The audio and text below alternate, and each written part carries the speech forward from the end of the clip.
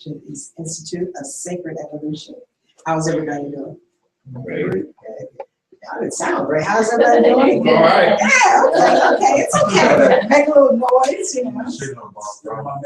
Huh? There you go.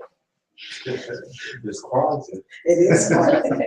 Okay, that's very personal. There you go. Educated. I want to talk to you about today about agreements that you made.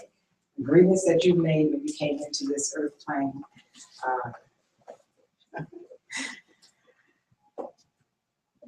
What did you agree to? I don't know. And everybody always asks that question, you know, they'll say to me, well, what's the first book I need to read? What do I need to do? How am I supposed to know what's in your heart?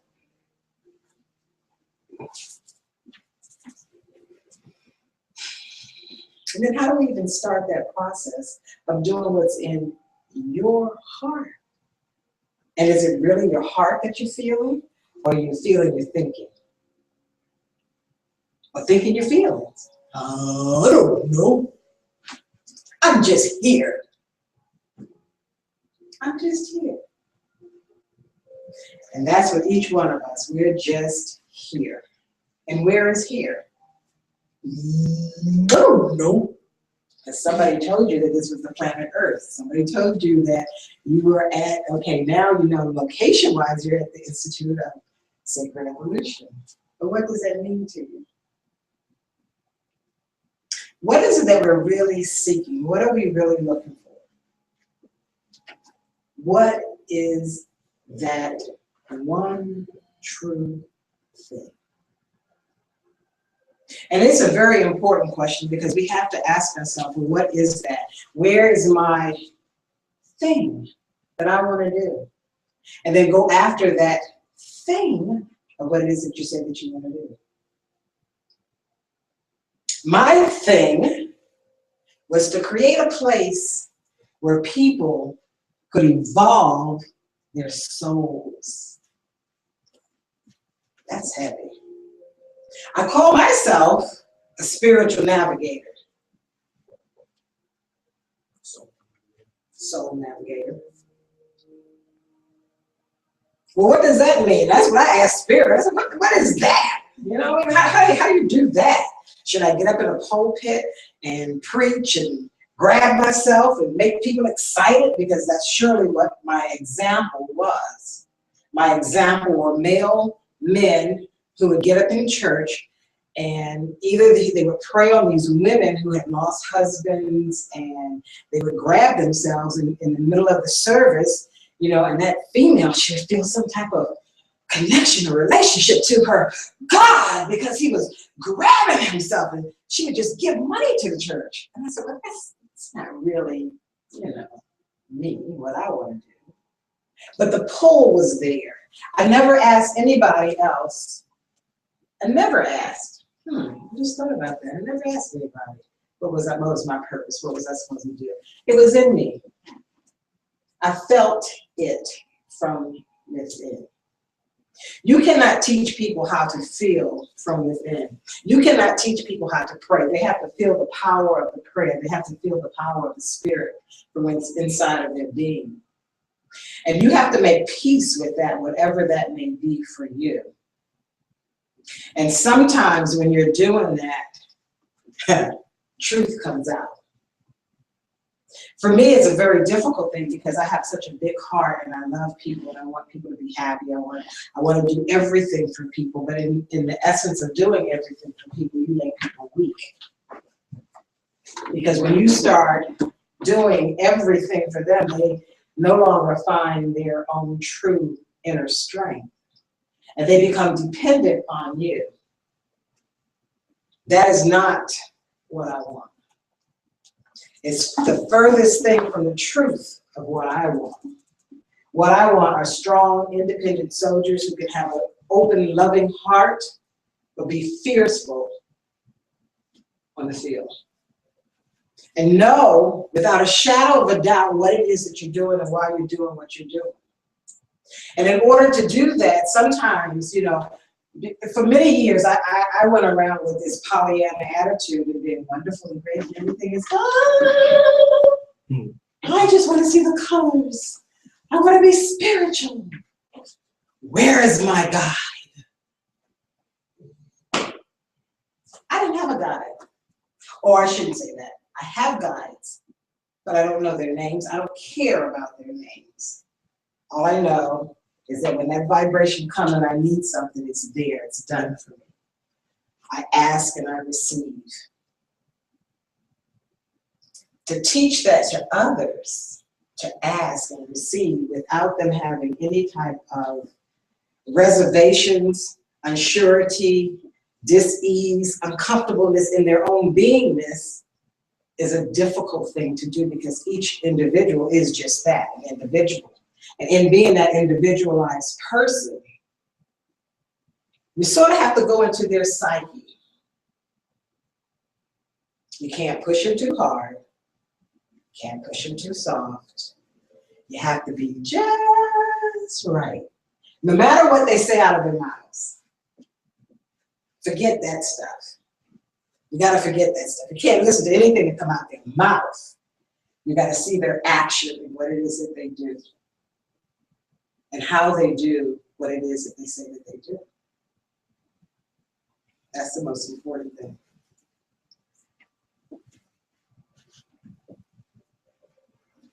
There are so many things that's happening in this world today. There's so many things that we have to be prepared for. At this juncture in my life, it seems overwhelming, and I see, and I know that people tell me, well, first of all, it's all my fault. I got that, so you can't say it. It's all my fault. I know it is. It's all my fault. Everything that I see out there is a reflection in me, and it's my fault. I am responsible. I take on that mantle so much that sometimes my heart hurts. Because I do understand it.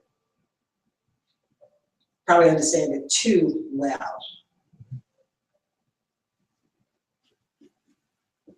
So the dilemma becomes, well, then how do you share this, or does anybody care? Does anybody care about it? For real, as the young folks say. For real?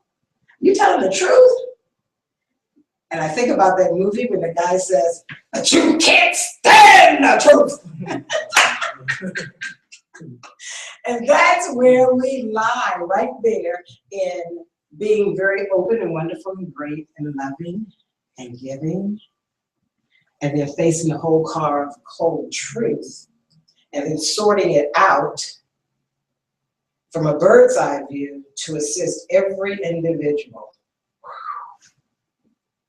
That's a heavy. How do we do that? How do we do that? There has to be a coming together. I believe we can do it through meditation. I really do. And I know I say the same thing over and over and over and over and over and over again. You gotta do it in meditation. But if I don't have any soldiers to come and meditate with me, then you can't do it. I can do it by myself, and I do it by myself. I have a beautiful altar at home. I sit in front of it. So you become the lone soldier. And I keep telling people, I will not initiate that.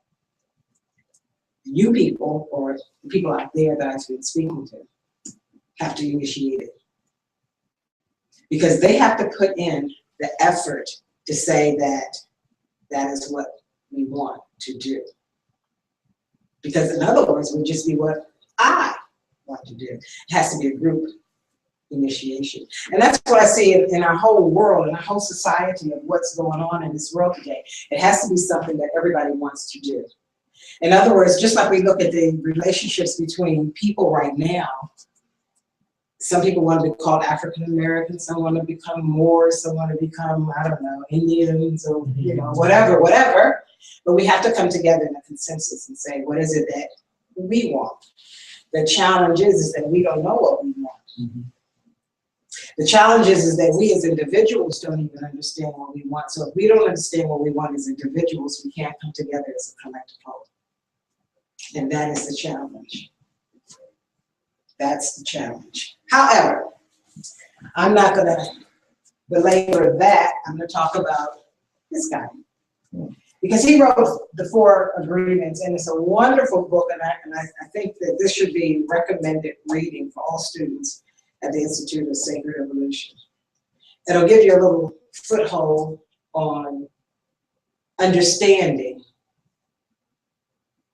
But in that understanding, you have to overstand too.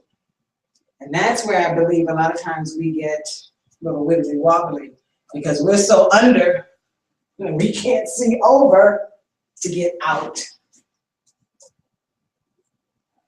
So this is what he says in the 4 Elements. And it's a wonderful little book. And it makes you feel all gooey and spiritual inside.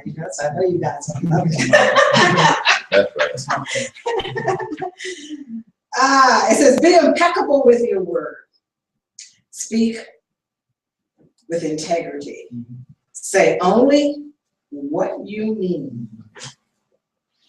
Avoid using the word to speak against yourself or to gossip about others. Use the power of your word in the direction of truth and love. So it says don't gossip about people. How many of us don't gossip? Liar, liar, pants on fire. We all do. We all do. We all do. What I call the gossip is when you're spreading a lie. To me, that's the gossip. But if I'm telling you the truth about something, if I'm telling you the truth about something, if I know this person over here is a thief, I know it for a fact. How do I know it? They've been to my house 3 times and they've stole something each time they came. Yeah. I even caught them on 2 occasions. So they're a thief. You my best bud. You done met this person. And you just think they're so wonderful. I said, yes, they are. They're a fantastic person. Until you invite them over your house. Now, what is the dilemma there? Do I tell her or do I not tell her? You gotta say something. It's no territory. Or she would agree. What? But would that be gossiping? No. That's information. I like that word. I like that word. It's information. She said, yes, information. I would tell. I says, that's a very nice person, but just, be watchful. I wouldn't tell them that they stole from me, because they may only stole from me because I'm a patsy. I'm a punk. They may not steal from you because you're no punk, you see. Whereas I'm so wonderful and loving, and I'll just say, it's okay, maybe they needed it more than me. If I really needed it, God would have let me keep it. Right? Yeah. So I didn't need the thing, but anything that's in her house, she made, So I wouldn't tell them that they stole from me. I would not. I let them find out for themselves. And it's the same thing that I do with my students. When I see something in them, and when I tell them I see you, but you have to see you. You have to see where your weaknesses are and where it is that you find your challenges. Because that's the only way that you're going to grow. And a lot of you know Brother David, he always gives you another question. You ask him a question, he gives you a question. And it makes you go inside of yourself and answer the question. Not Mama D gonna give you the answer, and then you go diss me. You're gonna say, we can't get this over. What about this? And I'm like, oh my goodness. So I've already said that I'm not gonna give out any more answers. You're gonna dig. It'll make you stronger. It'll make your nails stronger. It'll make your mind stronger. It'll make your muscles stronger, because now you'll have to do. So I'm not going to tell them that that person steals. I let them find it out for themselves. Scrape your knees. get banged up, whatever it may be. Will my heart ache a little for you? Yeah. Because that's who I am. I'm a patsy. I love people. I really do. And as much as you think that I don't love Europeans, I even love them too. I just hate what it is that they do. And I see what it is they do, and I see their hearts. And that's the hurtful part for me. It's because I do see their hearts. A lot of times when they're walking down the street, I see the stuff. Sometimes I just have to stay home, just, not be around the crowds, not be around the people, because you don't want to see all that stuff all the time. Because it will make you hard, and it will make you Angry. Yeah. It will make you angry. And anger to that degree is not good. And sometimes when I'm talking to people, it may slip out here and there, but I'm really trying to be watchful of that sort of anger. But you need to know. So I feel like I'm in two worlds, Do I tell them? Don't tell them. Tell them? Don't tell them. So what do you do? Because even for my generation, a lot of things weren't told. And I look at where our society is, and I say that our society is the way that it is because we were doing that same thing. We didn't want to tell. You kept it going. Kept it going. So now you're in a position that's even greater difficulty. It's nothing that you can't overcome, but it's a greater difficulty than what we were. Because we were able to live in the la for a longer time. I believe in Santa Claus. I don't celebrate Christmas anymore, but I really believe that there is that person, man, being, thing, something that's going to come on that day and bring me something wonderful. Because it was ingrained in me as a little child to sit out there and watch. Joe, do you see that right there? I mean, we were making ourselves see the sleigh, me and my brother. Don't you see it?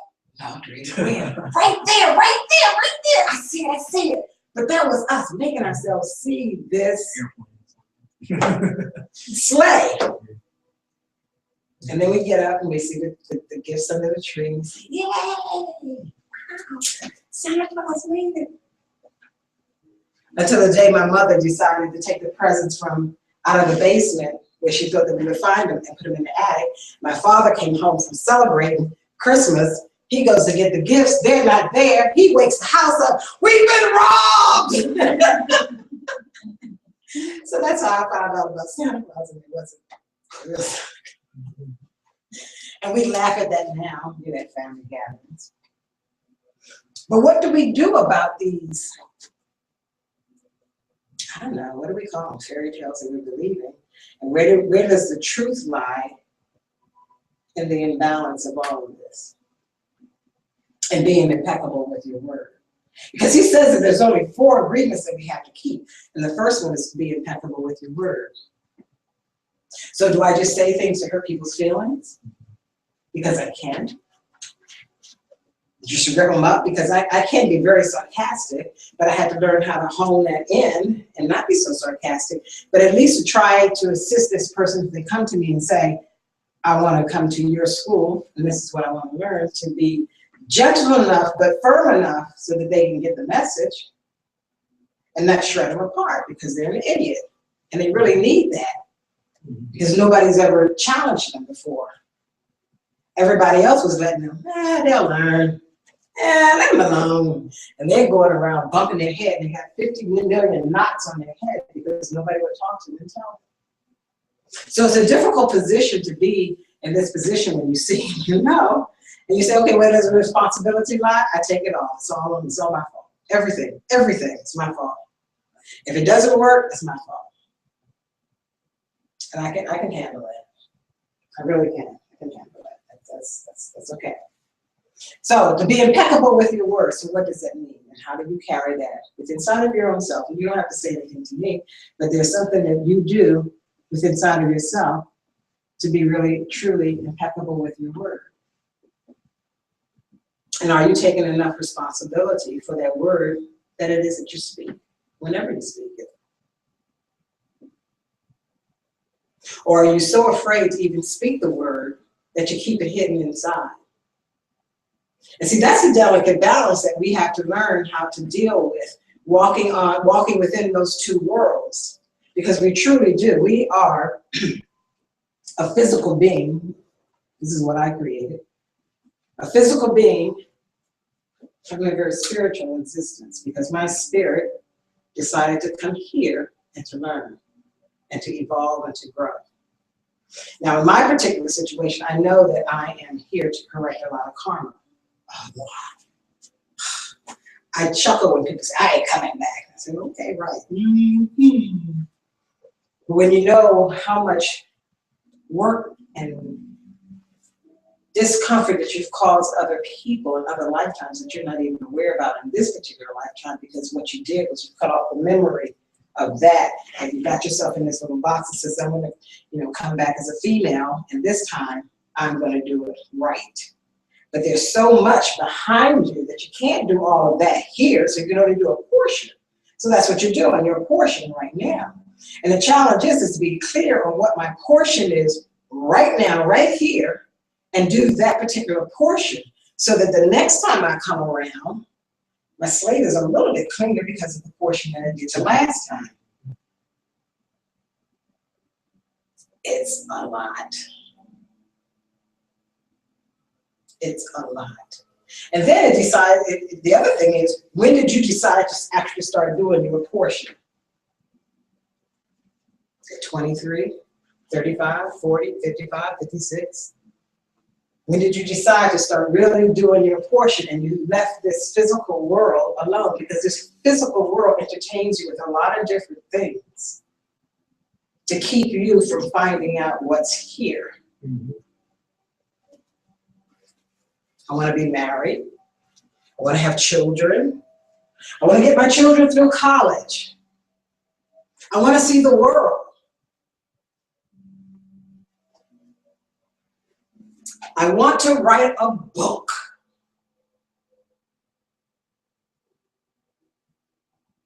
I want to help people. I want to heal. Those are all the things that we want. We say that we want them. And we're trying to fit all of those things into this little lifetime that I'm in, and take care of the things that I've done back there, and what I'm getting ready to do, and what I'm doing right here where I'm now.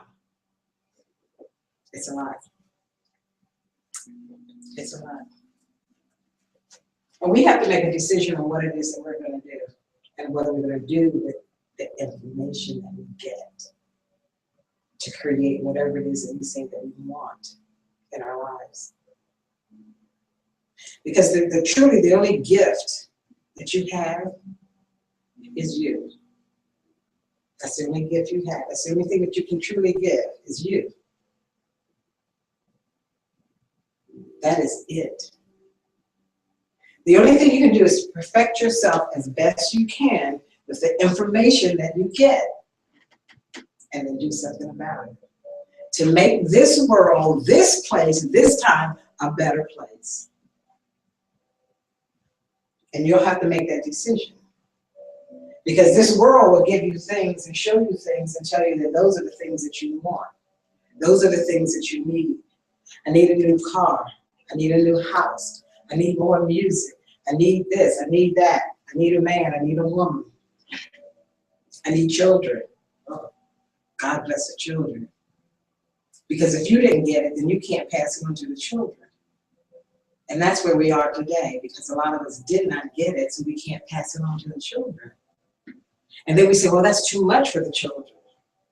But we ourselves have to understand what it is that we know and how to disseminate that energy to the children so that they can even make it better, because they're going to come with their own ideas. So being impeccable with your word. What will be your word to humanity? What will be your word to yourself? How will you regulate your life within inside of who you are as a divine being? So you say. Or are we just talking again? Because we love to say that. I'm a physical being I'm a spiritual being having a divine experience or physical experience. We love to say that. But how true is that? How much time and effort do we put into that? because we're working at least 8 hours a day, and we sleep 8 hours supposedly, right? So that leaves us, what, another 16 hours? What are we doing with that time? Time management. Time management. We really, really have to think about what it is that we say. And when we say that we want to be a certain thing, then that means we have to put a lot of time and effort into that thing that we say that we want to do. For it really to manifest or to be anything for us. So we have to be impeccable with our word. And what is our word? Don't take anything personally.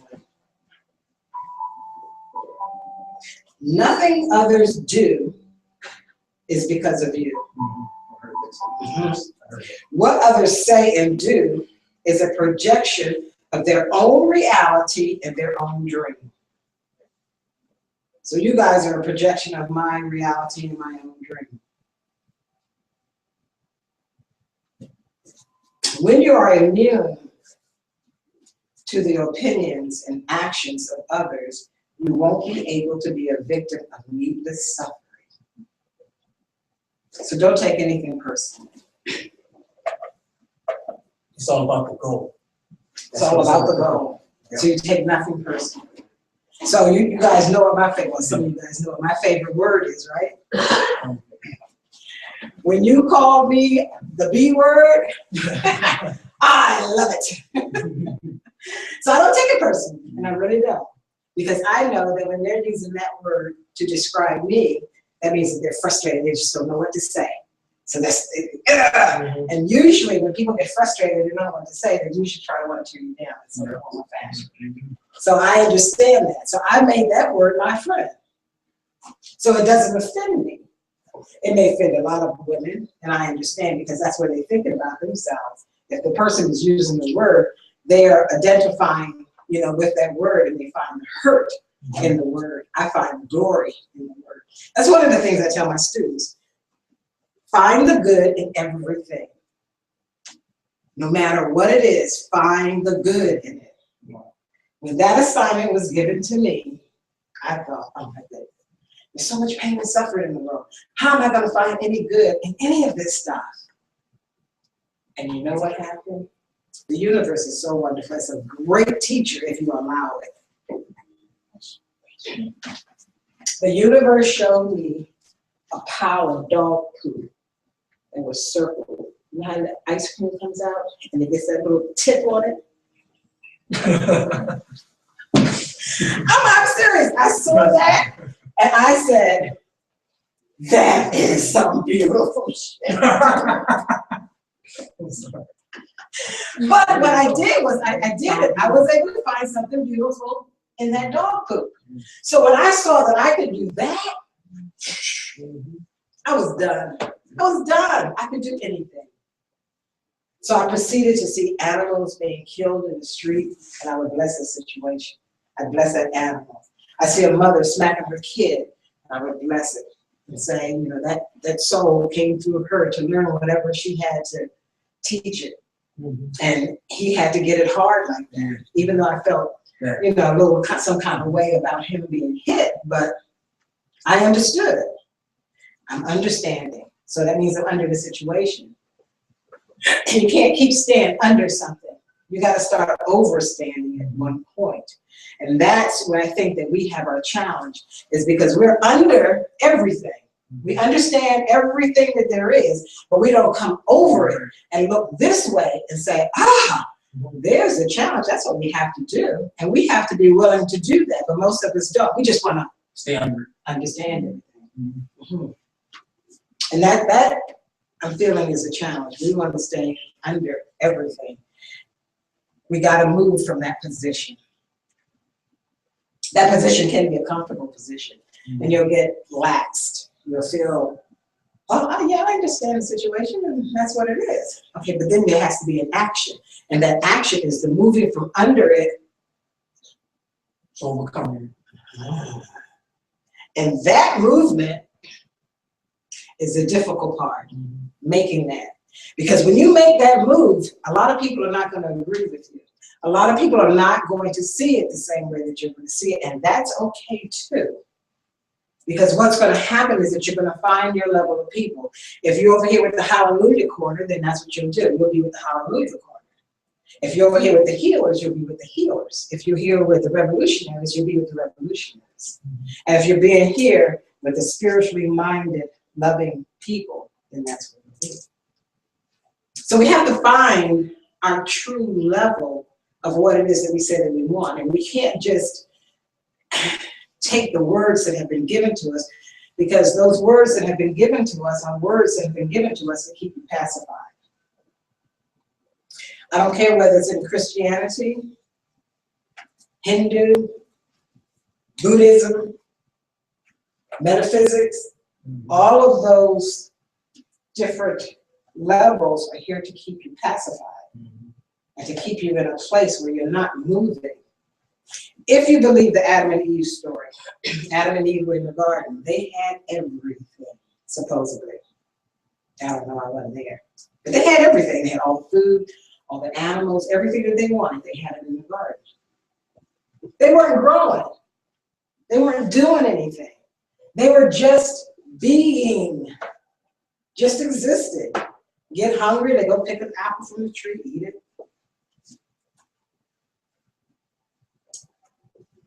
Want to go sleep, lay down on the tree, didn't have to go to work, didn't need no shoes. So they didn't have to do anything, they didn't need no clothes, right? You're naked, I'm naked, and there's only the two of us, so what we need clothes for? We get a nice even brown tan, right? So they didn't need anything. So to make them move, something had to be interjected into their garden. And what was it? Snake. A talking snake. I haven't seen one talk yet, you know. I've been at Unity Village and I saw one raise up. It showed the white side, it was black. It showed me the underside of him. And to me, I took that there was an underside to even the negativity. Because there was a black and white snake. And he raised up. And snakes to me mean wisdom. There's nothing evil about it. There's wisdom. Because even in that story, the snake gave Eve the information that she needed to make the move. Every movement that we make is not necessarily a bad one, even though we think that it's bad, because we'll deem it bad. We'll say that it's bad. And if we say that it's bad, then It's bad. it's bad. Because we are God. God. That's a heavy responsibility too. If you're God, and God ain't on his job or her job, we in Poopsville. We can't raise from that state of seeing that beautiful and move and do something about it. You know? Take it and shellac it and sell it. Then you're doing something with it. You know what I'm saying? Because I mean, look, think about it. What was it, about 1980, and they had the pet rock? Remember that? Somebody came up with that. And they made money off of it. They took a rock and made it your pet. You paid $5 for it. And to see if your pet rock was still alive or it had died, you would put it in a glass of water. And what did it do? If it swims, it's alive. If it sinks, it's what? It's dead. Then you pay $25 to bury the pet rock. That's what they did. And I forget it's off of, you know where the Wheaton Mall is? There's a cemetery up there, and they have a little section for the pet rocks. $25 you bury your pet rock. And people bought it. That's on a small scale what we do. We do a lot of things like that. But that was just so ridiculous. And I'm sure that person said, nobody's going to buy this, nobody's going to do this. But then people are flocking. Because I had friends who had pet rocks, and they had different color hay for the pet rock. You know, some had the real natural hay, some had red hay and blue hay, and had it in a nice little box, and they named their pet rock. Things we spend on. Exactly, exactly. But when it comes to us and what we are, oh, I can't go shopping at Whole Foods. It's too expensive. That's too much money. I can't spend all that money. For you, for your holy temple, for who you are, really? But really what these people are saying when they say that is that they are accustomed to eating so much dead food that they can't eat the same amount of dead food that they've been accustomed to, because now they're going to be eating live food, which is less money, and you eat really less food because you're getting more nutrients out of the food. So people, you know, we have to understand what it is that's being fed to us and what it is that we're doing. So take nothing personally. So how many things are we taking personally? Just let it go, whatever's being said. So none of us should be out there marching with the American Indians, because today they're marching against the name of the Redfield from Jericho Church to the stadium, you know, because the Dallas Cowboys are playing the day at 1 o'clock. So that's where they're marching. But let's not take that personally. So what? Yeah, they call us niggas. So what? So take it personally. Because oh, you're a nigger. You're not until you try to go and get a loan. You're not until you try to build your own community. You're not until you try to start your own credit union. You're not until you try to galvanize the people together. You're not until you try to change the system of these United States. So what do we do with those thoughts and those things that we have in our head? We just, and I know what. Let's not even talk about it. Let somebody else take care of it. Called you a refugee down in Katrina. You can take it personally. And I ain't gonna do nothing about it either. Doesn't bother me. I got my job, I got my car, I'm doing my thing, I got my man. What do I care? And I know sometimes these, you know, when I'm talking like that, it sounds harsh, but it is something that we have to look at. We, especially who are in here, have to look at it. And you have to think about it. You have to make some type of decision on it one way or the other. Because those are your people. We're the only group of people who have no real race pride. We're getting it slowly but surely, and I believe that we will, probably in 2054, maybe. Why do I say that long? Because it took us that long to even wear our hair natural. You better not talk to women about wearing their hair natural. Woo-wee! You talking about a battle? I'm doing a women's group here. Because I believe that when a woman is educated, the woman can educate the world. And one of our classes were on natural hair. All the sisters who had perms never showed up. Only natural hair never showed up. It's a hard one. If we can break that barrier, that's going to be a very difficult one, because we have to be able to see that our nappy hair is pretty. The big nose is pretty. My big lips are pretty. They already got your butt. Your butt is pretty. Finally, the butt was pretty. Because they used to say, your big black butt, you know, and it made you feel bad because you had one. And I know it did, because I was a product of that. Any suit that I wore cut across my butt so you couldn't see the whole butt. We do it. We're great at camouflaging. And we don't want to talk about those type of things, but I talk about those type of things because you need to know that those are the things that we do. We do it when we pick up the phone. Hello, yes, Miss Jones. I would like to speak to Mr. Broccoli, please. We all put on those airs when we pick up the phone because you don't want to be identified. You want to be able to speak the King's English. So-called. And all of these little things, and people say, well, why do you talk about those things? I talk about those things because you're being bombarded 24/7, and you don't even realize that you're being bombarded. When you get a Christmas card and you see 3 little white kings on it, that's a bombardment to your psyche, even though you think nothing of it. You say, oh, it's a pretty Christmas card. And it is a pretty Christmas card, and you put it up. Even though you may not celebrate Christmas, but because the person that you know sent it to you, you're doing like an honor to them, so you put the Christmas card up. But it's a bombardment. When you buy your toilet paper, you see a little white baby, you're like, hey, oh, he's cute. You don't think anything about it, but it's a bombardment. And all of these little things are done to you 24 hours a day that you don't think about, that you're not taking personally, but it's going into your psyche. Because I understand hypnosis. And hypnosis is about talking to your subconscious.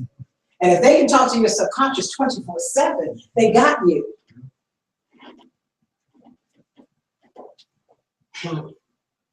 But we don't even want to deal with hypnosis. We don't want to know about that stuff. That's spooky stuff. That's witchcraft. That's hoodoo, voodoo. I'm not talking about the people here, because I know that you guys do that. But there are other people who think that. And we do. But those are our people. And we have to find a way to assist them to another level of understanding who and what they are, so that they can come up with an idea to get them to think outside of the mindset that has been created for them. Because every book that we read was not written by one of you. The majority of the books, Black Law's Dictionary, Webster's Dictionary, was not written by you. So their definitions mean something totally and absolutely different.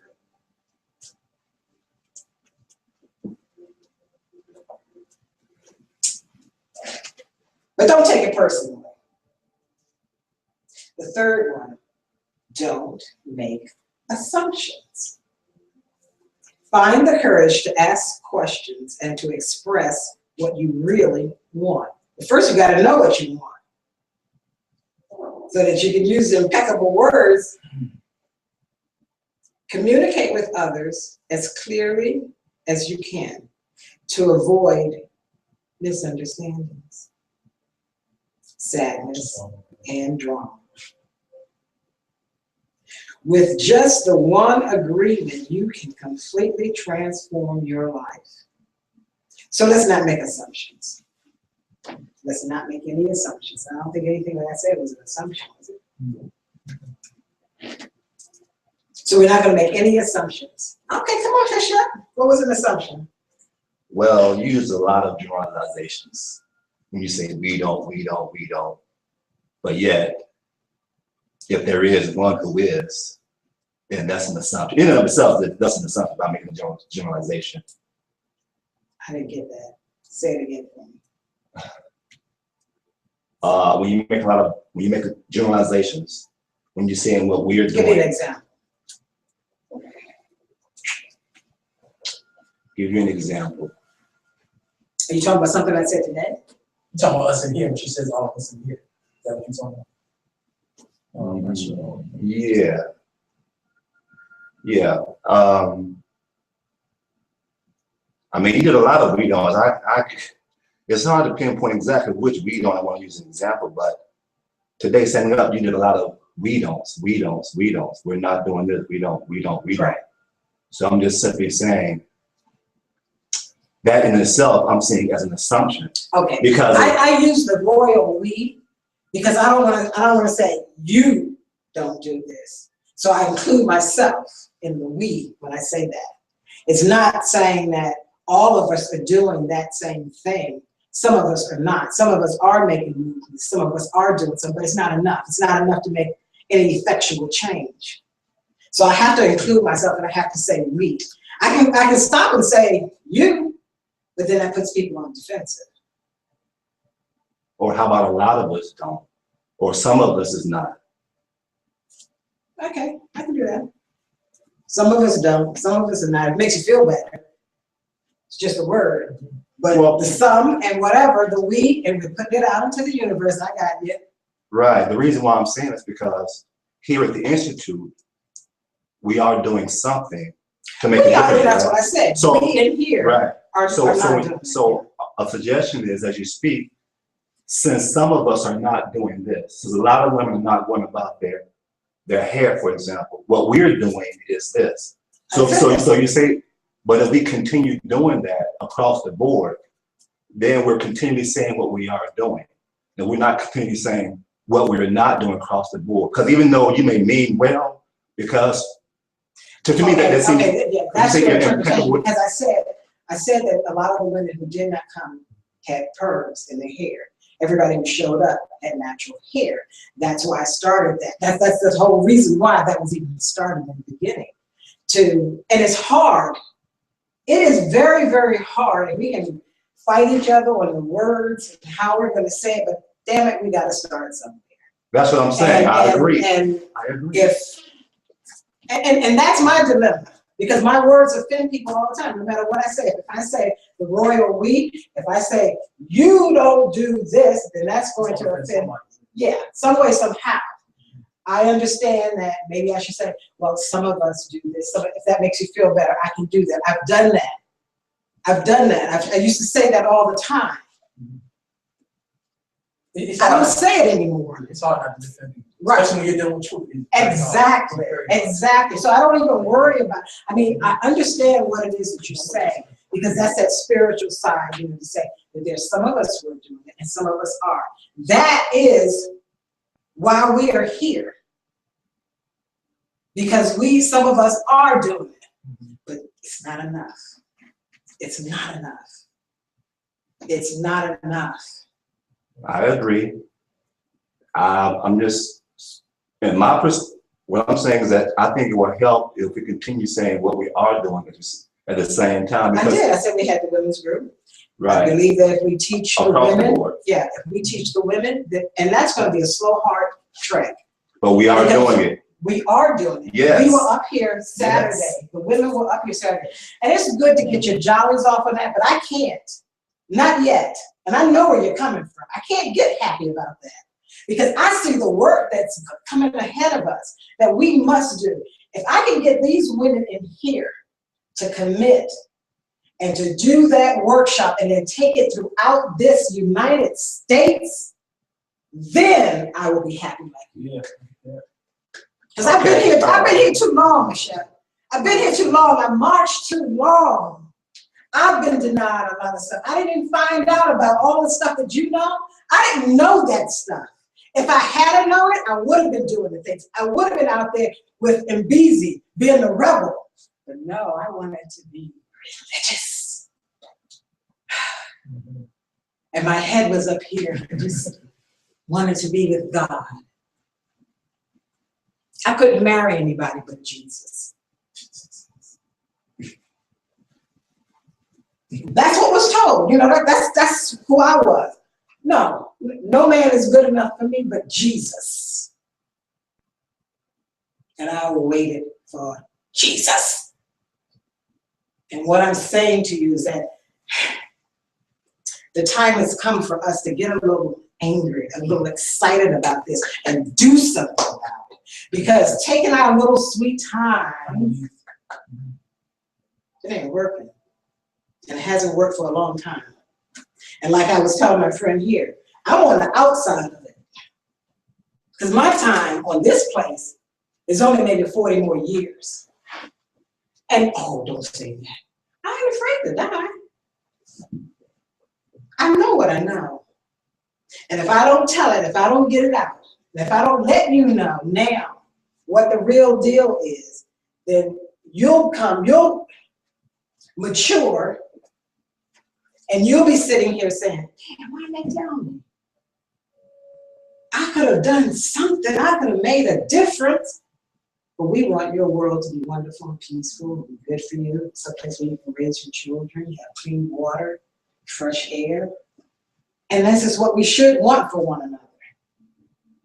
But on the flip side of that, while you're wanting all of those wonderful desires, your butt better be out there in the trenches doing some work, doing some planning. And it's not easy for a woman to do both in these days and times the way that we have set it up for ourselves. Yes, we set it up. No, most of us have set it up for ourselves. Not all of us, most of us are set it up for ourselves. I say all of us. All of us really set it up for ourselves. Because we listened to that. And we thought ourselves weak and efficient and not able to produce and to do the things. But we can do it without breaking the men's balls, but educating our little boys and our little daughters, because we're the only ones. It's the only way that they come through this earth is through a female. And if that female is not educated and she can't make the hard decisions, then we perish as a people. We perish as a people. So you must, it is imperative that you know what type of man that you choose to lay down with. And if you lay down with him and you become impregnated with him, that he is the proper man to take care of you and your child. He will know when your emotions go up and down, in and out. And he won't think himself weak because he knows that. Or think himself inadequate because he knows that. There is a lot of work that has to be done. And because 300 people are doing it, that is not enough. That is not enough for that. I don't care what they tell you. Yeah, we've been doing this too long. For us, it's not enough. You are divine people, kings, queens, goddesses. With your thought, with your touch, you can make things happen. But first of all, you don't even believe that part. Because if you believe that part, that 300 that is doing it, it would be sufficient. It would be sufficient. Yes, there are those who are out there doing it. But if they were really, really doing it in the way that we needed it to be done, It would be done. we got to work ourselves a little bit harder, a little bit tougher. I'm not saying give up the wonderful, sweet side of yourselves, or the spiritual aspirations of ourselves, because we can't. That's not who we are. We are those spiritual people. We are those divine people. One thought from you, one word from you can make things manifest. It can make it happen. One word, but you've got to feel it from inside here first, without any doubts, without any, no, I can't.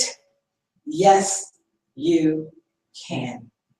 But the problem becomes that some of us are being bombarded every day with the TV, with the newspaper, with your rap songs, and we're hearing it, and you're going about your business doing whatever, but it's going into your subconscious.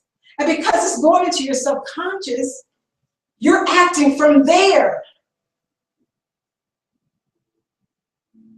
And we're not aware of it. When you go to the movies, they have subliminal things on the TV all the time, on the movie screen. And they have it on the TV, and they have it in the newspaper. If you're reading the newspaper, don't think that it's not there, because they put it under every 3 or 4 words that you're reading. And when you read that word, your eye is picking up certain words, even though you're reading the text, but you're picking up the underlying message. And a lot of you don't even know that. But we call ourselves being, informed because we listen to the newspaper, we're listening to CNN. But I look at those talking heads and I see what they say, and I'm listening to the words that they're using. I'm going, mass hypnosis.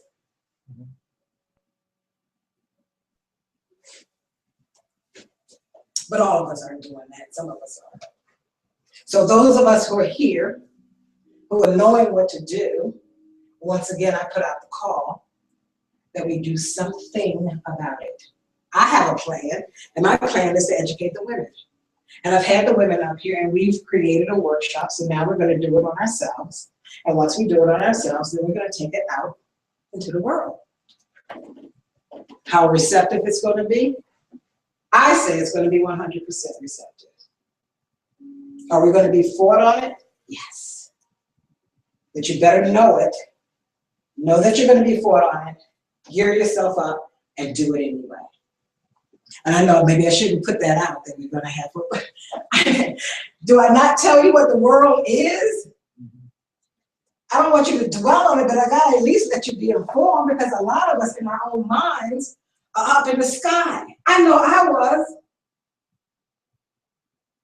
When a female agent from the FBI sat me down one day in church, and she told me all of the espionage and all the things that were going on. And I'm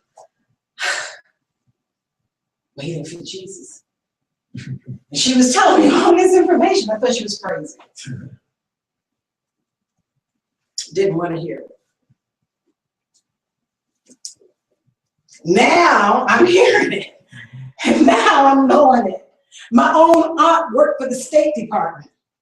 And she'll start talking to you, and then she said, oh, hit the wall. That's what do you mean, hit the wall? They wiped her mind clean. Brainwashing is for real. When you retire from their particular businesses and offices, and there's information that's in your head, it's gone. She's 90 years old today, sitting in the nursing home. Brilliant woman, bright woman. Talk to her about her job. She can recite everything. When the certain laws changed. The men in the black suits, for real. Why do you think the car dealerships, when you go to get a car, they ask you to give you at least 3 to 5 addresses to somebody who's close to you? Because they know that you're going to take that car there if you get behind in your, that was their tactics. That was what the State Department used to do. When people came over here to study, they asked for 3 to 5 addresses of people that you know in the United States. So they go to your house and then they go to those 3 to 5. We don't even employ that anymore. Because we need more influx of people here to do the same thing that they're doing to you, to duplicate that system that they already have. It's the same thing that they're doing with Cuba. And if you haven't been politically understanding and following things, then you don't see why they're doing what it is that they're doing. It's the same thing they did with China. China is now invading Africa. There are more people of Chinese descent in Africa. The white people got South Africa. You go down there, you think you're in New York. Europeans don't come from Africa.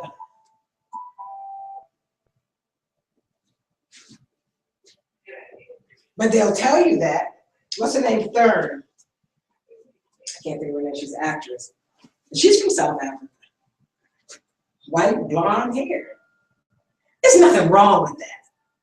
Absolutely nothing wrong with her saying she's from South Africa. She was actually born there. But the problem comes in is when we start believing that, because we start seeing it, and we'll say, oh, I know some white people from Africa. And that's where the problem comes in. It's because we haven't thought it long enough or through long enough to understand what it is that's happening.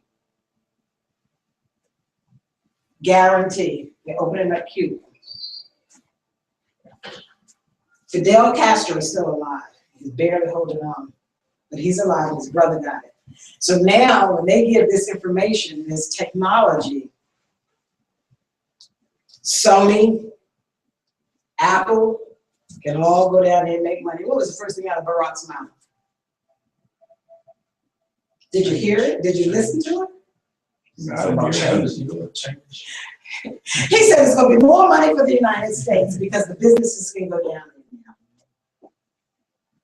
McDonald's, all of those businesses go down there and they start making money, so that's more money for the United States because we are waking up. And it's not really us who's waking up, it's the Europeans that are waking up because they were the ones who had to march on DC. We didn't do it. We didn't know nothing about it. What are they coming down here for?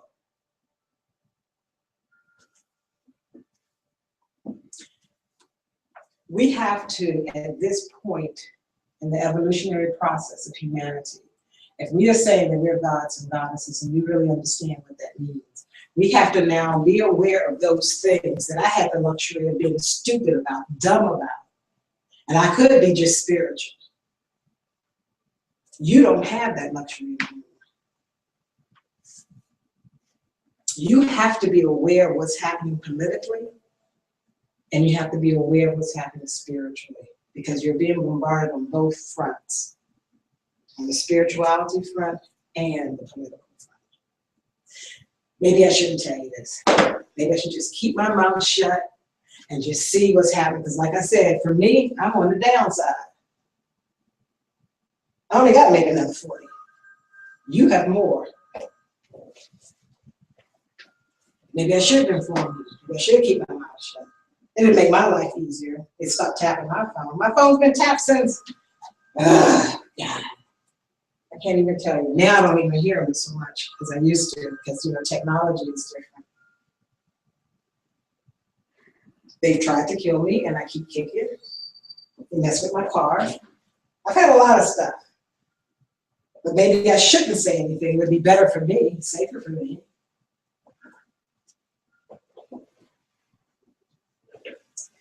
The fourth one and the last one. Always do your best. I love this one. Always do your best. Your best is going to change from moment to moment. It will be different when you are healthy as opposed to sick. Under any circumstances, simply do your best. You will avoid self-judgment, self-abuse, and regret. How do you do your best? One of the simple things that I do my best at is when I go into a public bathroom, or like I go into this bathroom, I make sure that it's better when I leave it. If there been some skanky women in it and leaving their toilet paper and stuff all over, I pick it up. I don't go, I get paper and I pick it up and I clean it up. Leave it better. That may be a, you know, hey, do that. I always do my best. I always leave some place that I've come a better place, or at least I hope to make it a better place. And that's just on a small scale, you know, just picking up in the bathroom, something small. That's a God-like quality, though. That's a God-like quality. Everywhere you go, you want to leave your presence. You know what I'm saying? And changing it to something that's better than what it is. So, you know. I hear an argument in the store, and I'll just stand in the door and just radiate. And just radiate me. Mm-hmm. Now, I'm not saying I'm 100% and I do everything right, because I don't. Something you gotta tear down. Wonderful chaos, sometimes you do. It's just like when you go to clean a house. When you go to clean a house, you're pulling the sofa out, you're getting the bugs out, you're getting dust in your way, you got all your cleaning materials, and it is a mess. And then slowly but surely, you start putting things away, cleaning it out, and you start seeing, this is okay. But you have to get there. And getting to the point where we're understanding the responsibility of being gods and goddesses is a bumpy one, because each one of us have our idea of what that is. Each one of us say, well, you should only do this, or you should only do that. I say that if you're God, no, not just do it. You got to be able to see it. So you got to come from under the understanding to the overstanding and see it with a bird's eye view. Because if you're just under it, you can't see all of the workings that are going on.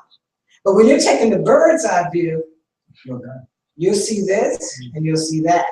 And you'll see how this is tied into that and this is to here. And that's what we're striving for. But if you're just understanding, you're not even there. You're not even making the movement. And so many of us are not making the movement. Although there's a lot of us who are making the movement. The healthy 300 over here. They're making the movement. We applaud them in the movement. I got a call this morning. Dorita, you going to be at the march? You just telling me about this? Yeah, over at FedEx Field. They're marching from Jericho to FedEx Field, some Redskins.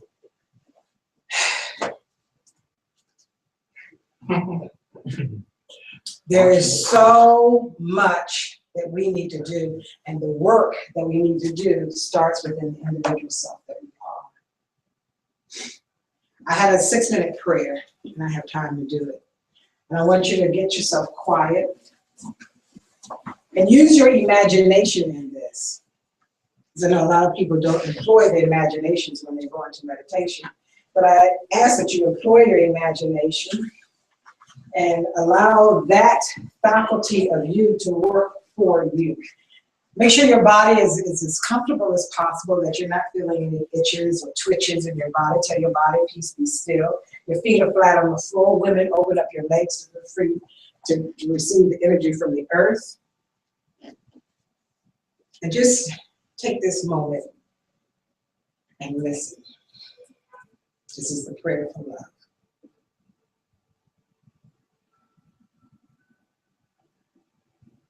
We're going to share a beautiful dream together.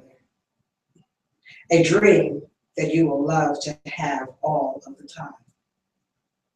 In this dream, you are in the middle of a beautiful, warm, sunny day.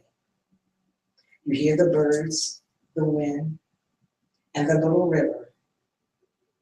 You walk towards that little river. At the edge of the river is an old man in meditation. And you see that out of his head comes some beautiful lights of different colors. You try not to bother him, but he notices your presence and opens his eyes. He has the kind of eyes that are full of love and a big smile. You ask him, how is he able to radiate all that beautiful light? You ask him if he can teach you to do what he is doing. He replies that many, many years ago, he asked the same question of his teacher. The old man begins to tell you his story. My teacher opened up my chest. My teacher opened up his chest and took out his heart. And he took a beautiful flame from his heart. Then he opened up my chest, opened my heart, and he put that little flame inside it. He put my heart back into my chest. And as soon as my heart was inside me, I felt intense love, because the flame he put in my heart was his own love. That flame grew in my heart and became a big, big fire. A fire that doesn't burn but purifies everything that it touches. And that fire touched each of the cells of my body. And the cells of my body loved me back. I became one with my body. But my love grew even more. That fire touched every emotion in my mind. And all the emotions transformed into a strong and intense love. And I loved myself completely and unconditionally. But the fire kept burning, and I had the need to share my love. I decided to put a little piece of my love in every tree, and the trees loved me back. And I became one with the trees. But my love did not stop. It grew more. And I put a piece of love in every flower, in the grass, in the earth. And they loved me back. And we became one. And my love grew more and more to love every animal in the world. They responded to my love, and they loved me back. And we became one. But my love kept growing and growing. I put a piece of my love in every crystal, in every stone in the ground, in the dirt, in the metal. And they loved me back. And I became one with the earth. And then I decided to put my love in the water, and in the ocean, and in the rivers, and in the rain, and in the snow. And they all loved me back, and we became one. And still my love grew more and more. I decided to give my love to the air and to the wind I felt a strong communication with the earth and with the wind and with the ocean and with nature. And my love grew and grew. I turned my head to the sky, to the sun, to the stars, and I put a little piece of my love in every star, into the moon, into the sun, and they loved me back. And I became one with the moon and the sun and the stars, and my love just kept growing and growing. And I put a little piece of my love in every human, and I became one with the whole of humanity. Wherever I go, whoever I meet, I see myself in their eyes, because I am a part of everything, because I love. And then the old man opens up his chest and he takes out his heart. And with that beautiful flame inside, he puts that flame into your heart. And now that love is growing inside of you. Now you're one with the wind, with the water, and the stars, with all of nature, all of the animals, and with all humans. You feel the heat and the light emanating from the flame in your own heart. Out of your head shines a beautiful light of different colors. You are radiant with the glow of love. And as you radiate with that glow of love, this is your prayer. Thank you, Creator of the universe, for the gift of life you have given me. Thank you for giving me everything that I have ever truly needed. Thank you for the opportunity to experience this beautiful body and this wonderful mind. Thank you for living inside of me with all of your love and all of your pure, boundless spirit, with your warm and radiant light. Thank you. Thank you for using my words, for using my eyes, for using my heart to share your love wherever I go. I love you just the way you are. And because I am your creation, I love myself. I love myself just the way I am. Help me to keep the love and the peace in my heart, and to make that love a new way of life, that I may live and love the rest of my life. Amen and Ashe. So take your time. When you get ready, bring yourself back and open your eyes. Feeling yourself securely supported by the chair, moving your hands and your feet, knowing that you brought back the totality of yourself.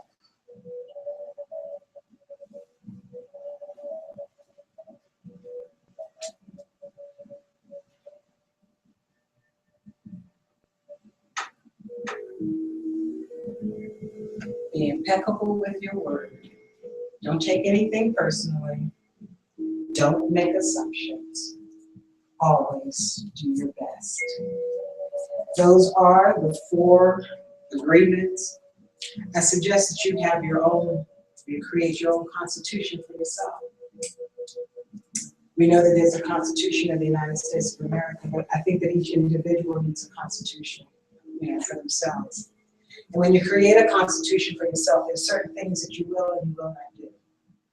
And then you have to make yourself mind you about your particular constitution, whatever that may be for you.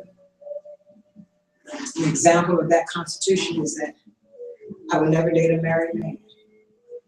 I would never sleep with my girlfriend's boyfriends. No matter how much love I feel towards him, even if she dies, I would never date him. I would never be there. Because there's a trust and a bond that goes beyond life and spirit. And you must understand what that is. Whether you like me, dislike me, disagree with me, whatever. Be true to thyself. For thyself is all that there is. And when you perfect thyself, it is the greatest gift that you will ever give the Creator. It is hard work being here on this planet and knowing what you know and being charged with being the guardian of this planet. There is much work for us to do with understanding what that truly means, not from our human perception, because our human perception has a lot of errors in it. But when you open up your heart, your mind, your soul to the universe, and you say, let thy will be done here, and I am volunteering me to be your hands and feet of this world, you better believe it. It is a lonely, lonely place to be your true divine self and to take all of the hits that humanity will put on you just because they can. Whether they know you or not, whether they love you or not, whether they hate you or not, because they can, they will try. That is the nature of the being. Whether you understand that or not, or accept it or not, whether all of them are doing it or some of them are doing it. Because I've experienced all of that. I've experienced them tearing up my car only because I said that Jesus was a man just like everybody else. My car ran off of the road and it damn near killed me. And these were my wonderful, loving European friends. And I'm sure some of the African American ones were in there, in cahoots with them. But I'm here standing.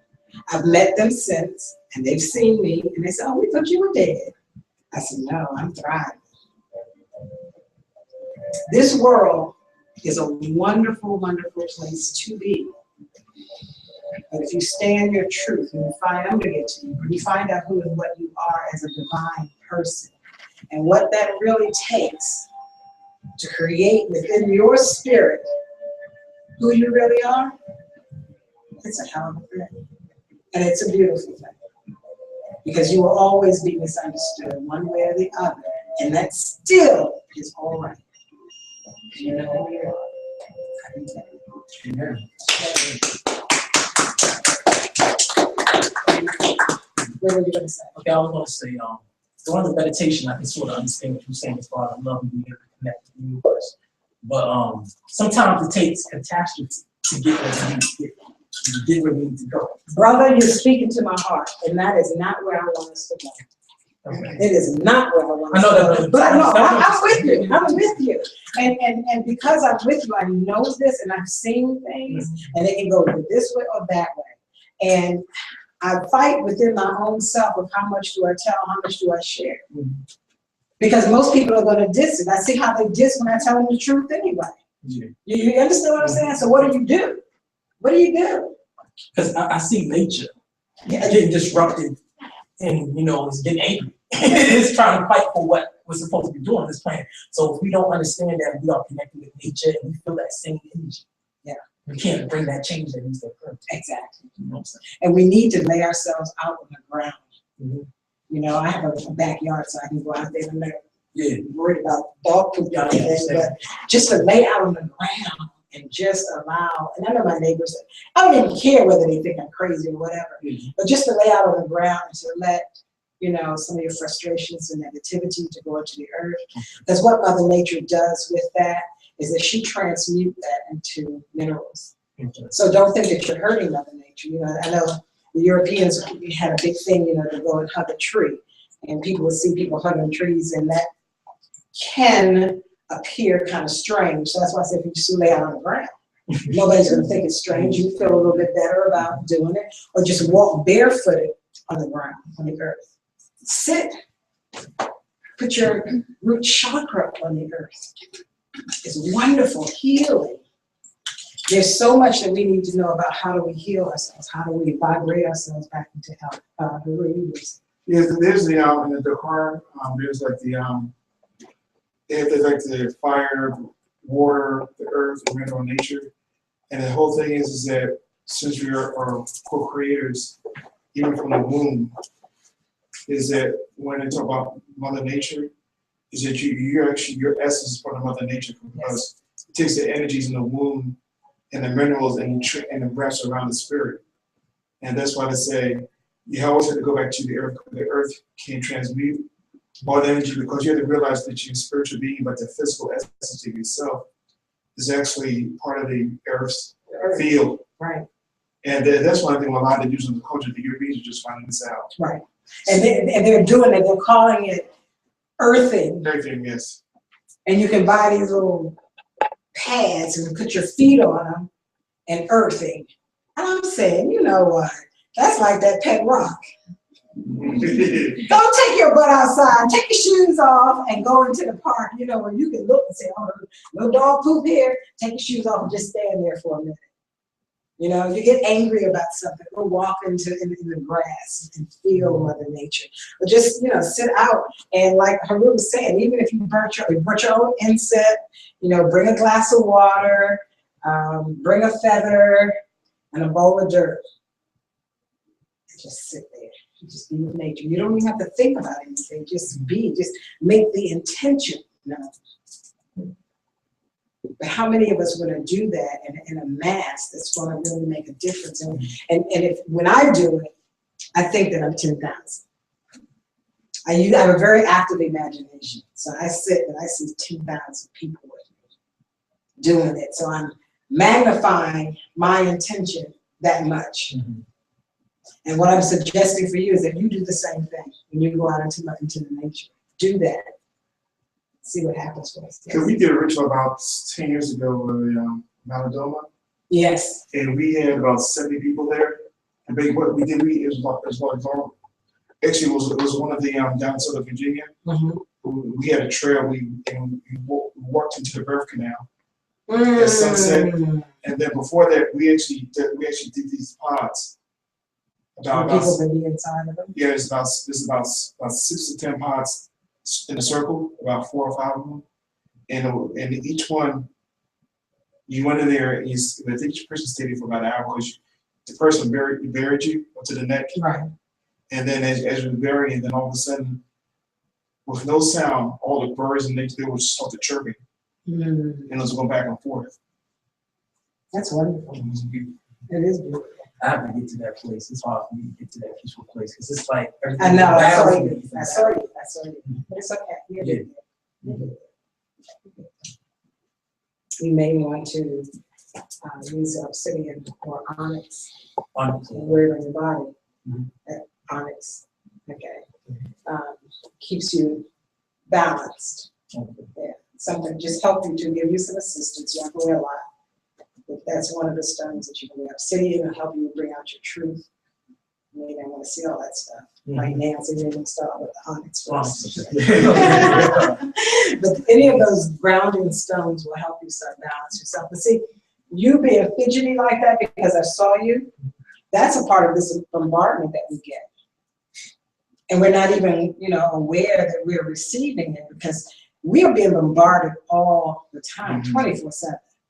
Even when you're in your house, the refrigerator is on, the music is on, and electrical vibes, and all of that stuff is coming through you. You have to clean your home. You have to know how to clean it to keep it bright.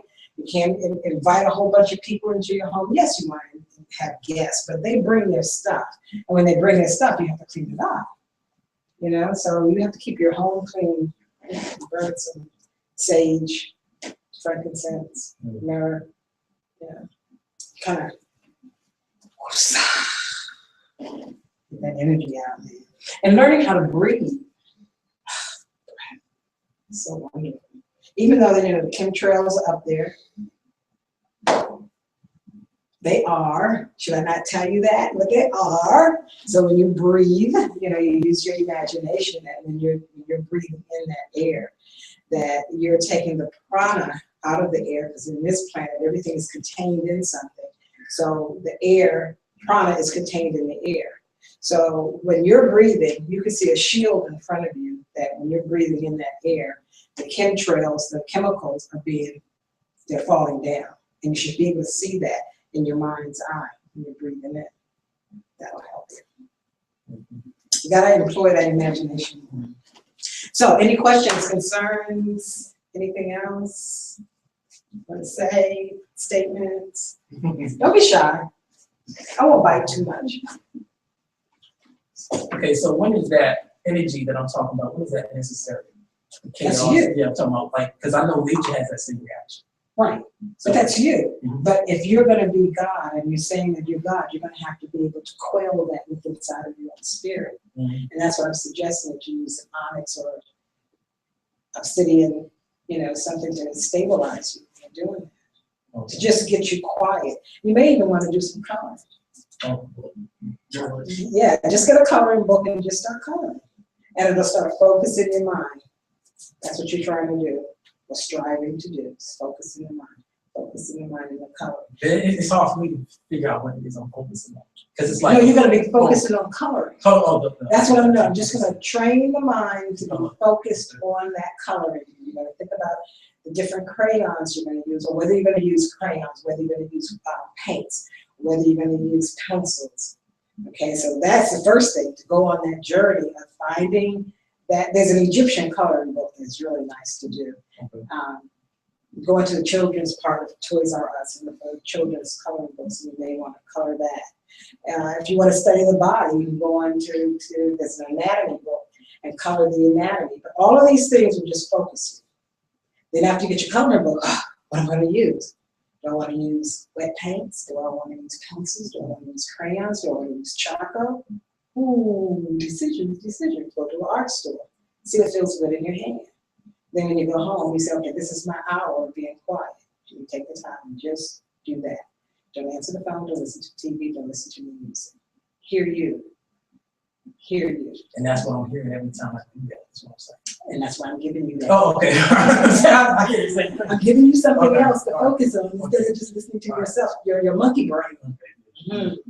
And this will start focusing yourself, just focusing. And it's, of course, it's not going to do it like that because you've had many years of being unfocused. So just keep doing it.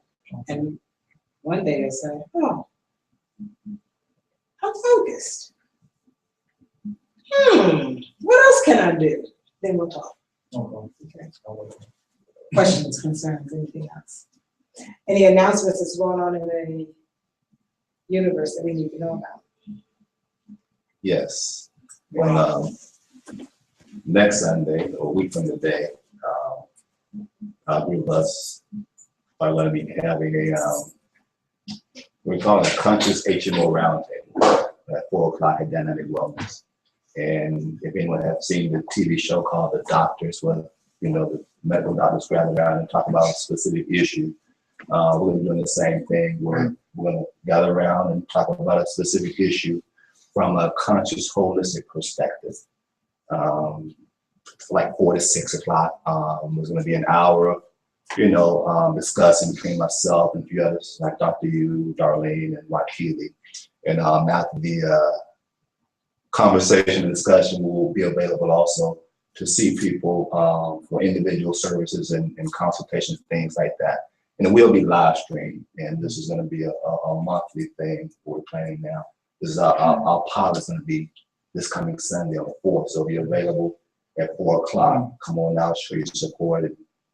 And on January 10th, Dr. Aaron Motley is going to be doing heart touch therapy. So you may want to go down to Dynamic Wellness at that time and listen to him too. It's interesting. We have to really do more of our own broadcasting. Because I think what was interesting on Friday, Dr. Oz had a whole special on okra. Who? Dr. Oz. A whole special on okra. Okra? Yes. I love okra. He said that's the new wonder drug. Yeah. This is a great, a lot of people don't like it because it gets, kind of stringy and stuff. Right, you also talk about the African origins, the those things, but the thing is, we really gonna have to start doing our own thing because everybody's taking our stuff and making money off of it and getting notoriety for which is our stuff. Yeah. Yeah.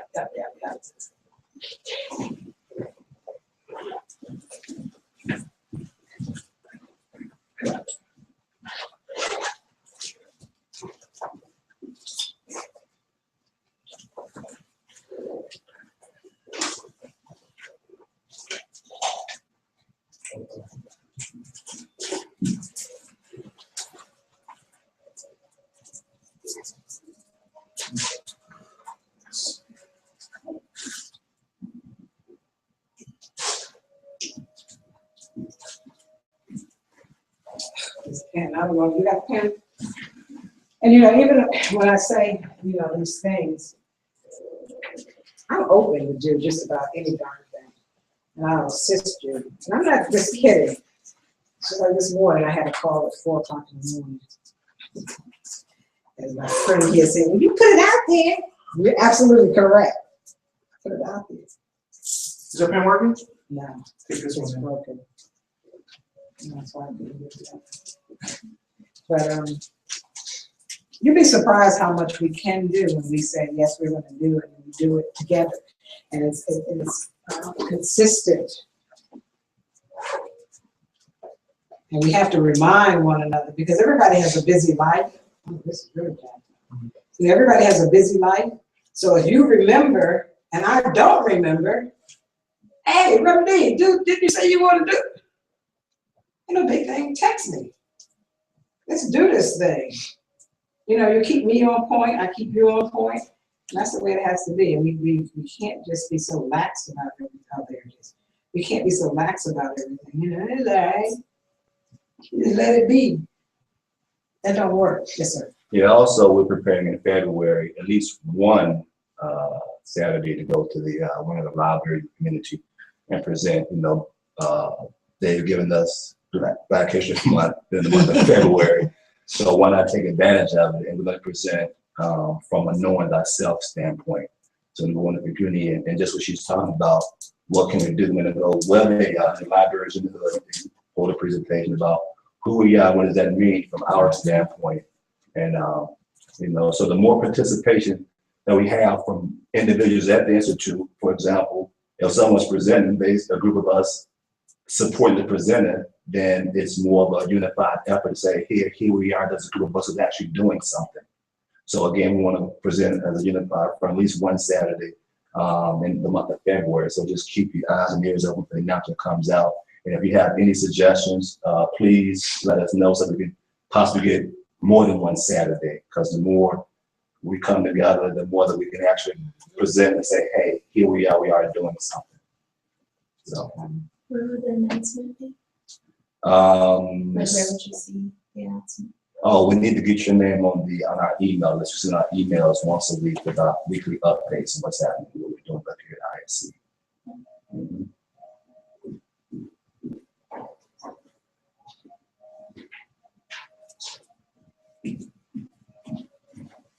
Name, telephone number, email, you see that. And then pass it to my friend in the back. Anything else we're doing? There's a ladies group. We meet first Fridays of every month. Except for in January, we're going to be meeting on the 9th. It's not the very first Friday, I think, which is the second, but the next Friday, which is the 9th. Are men invited to the ladies group? No, but Lisa and I are working on something for the guys. We don't know if it's going to be a workshop or just a forum for the guys, because the guys do need to know the information, you know, about females and how to treat females and how to be with a female. Because we know that your mama didn't give it to you. And it's the same thing I say to the women. Their mother didn't give it to them either, because they don't know, you know. And I'm learning that some of the things that my mother did, most mothers never even thought about it. I'm like, I didn't know when the world was the way that it is. Because a lot of times our mothers were embarrassed about certain things, so they didn't share things with us. They didn't talk to us about men, you know, because they were embarrassed or they had some type of insecurity. My mother was wide open. She talked to my brothers. So I'm using that particular type of model because what she taught me, she taught my brothers. She taught me how to sew, she taught them how to sew. She taught them how to cook, she taught me how to cook. And there were things about our sexual natures that that she talked to us about. And when I ask other women about that and other men, they don't know. And I'm like, wow, really? But when I think about the fact that a lot of times people are embarrassed, you know, so they don't know how to relate to their children, and they really want to be a friend to their child. Right, you have to be a parent. And that's where we've lost our little respect for one another. We lost respect for the hierarchy of age, you know, and there's some old fools out there now. I agree with that. There's some old fools out there, there's some young fools out there, some middle-aged fools out there. So we just have to jump in with this particular challenge that we're facing and just start doing it, period. Wherever you start, just do it. Because it's so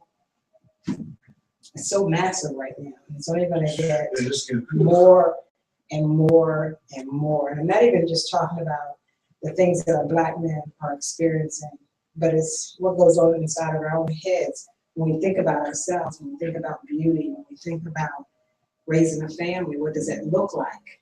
Because everything that we've been taught has been taught through somebody else's eyes.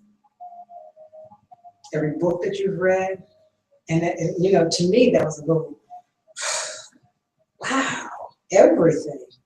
Even the way that I care for my body, health care, the foods that I eat, everything has been given to me through someone else's eyes.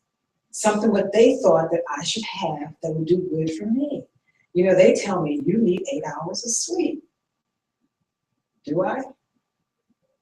I don't think I've ever gotten 8 hours of sleep, personally. You know, maybe 5, 6 at most. I do 4, 3. Last night I didn't go to bed until 4. Yeah, and I would still get up early. So who's right? Who understands what is right for your body? So we have to get back into our own mind and then start disseminating the energy, the information and the energy from our own perspective. But we first got to get into it. And it's the same thing I tell my students here. Yes, we're reading European books, but when they read those books and they say, you know what, I don't know about this little piece. That's why, hey, sit with it, marinate with it, because it may be their understanding that they're trying to give to you, and you're trying to wrap your mind around it. And I believe that the biggest problem that our men have is that they never gave up their own original thinking. We women kind of acquiesced, got in line, because you know it's easy. We said, oh, shh, quiet, it's all right. I'll do it. It's just get it on now. And we taught our sons how to be a little passive and what to do, you know, don't offend the white man type of mentality thing. And I know we say that we don't, but we do because we want to protect them. And we do that. And we don't realize what we're doing. And then a lot of our guys, you know, who want to be protectors and they do certain things to protect their household, their woman, they get in trouble for standing up and being a man. And that's a very difficult position for them to be in as well. So we have to kind of understand, you know, exactly what's going on here, what's being given to us, and then love him anyway. Through all of that. Then you gotta go to work. Make that money, pay them bills, get that car, get that house. It is a lot. And to maintain your sanity in all of that. Because as we have seen, some people have lost their sanity in the mix of this. And when you go to one of their doctors, they can't even fathom what is really going on with inside of you. And if you go to one of our doctors who've been trained by them, It's even worse. that's the big thing. That's a big one. I don't know how many of you know Coco? Dr. Coco? I call him Dr. Coco. But he's, oh man, I just keep trying to get him up here to talk about it. But, you know, the psychosis that we go through as being African-American people and maintaining who we are and learning who we are, you know, it's like pulling yourself up out and from under. It's inside out type of job that we're doing, but it has to be done and to maintain our sanity while we're doing it. So, if there are no other questions, concerns, I said let's do a prayer. We do thumbs left, male, female, male, female. I need a male up here on either side of me. It's more y'all than this night. Yeah. So we got, we're almost balanced. It is. Wow. So we're going to stand on a square and our thumbs are left. And say to yourself, peace, peace. Please.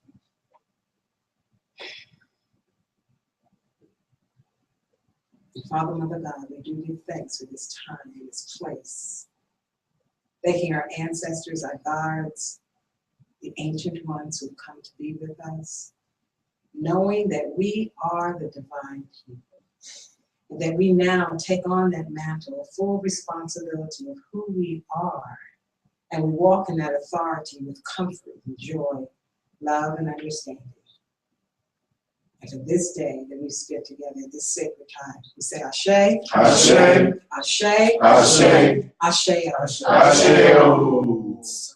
So it is. Have a wonderful, wonderful week. Give a hug, get a hug. Yes.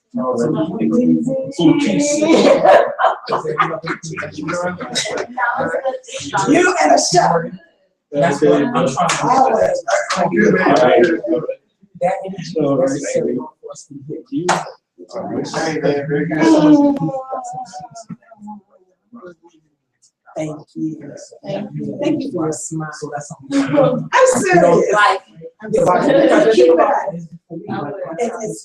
It's like. Makes me nervous.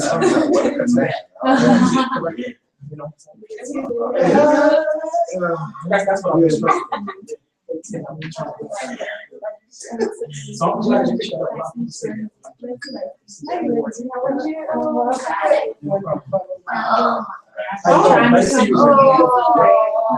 These hugs. And every single. Oh, wow.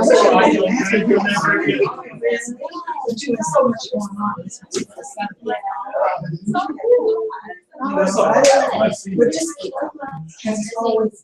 On the website saying that the church content, how do you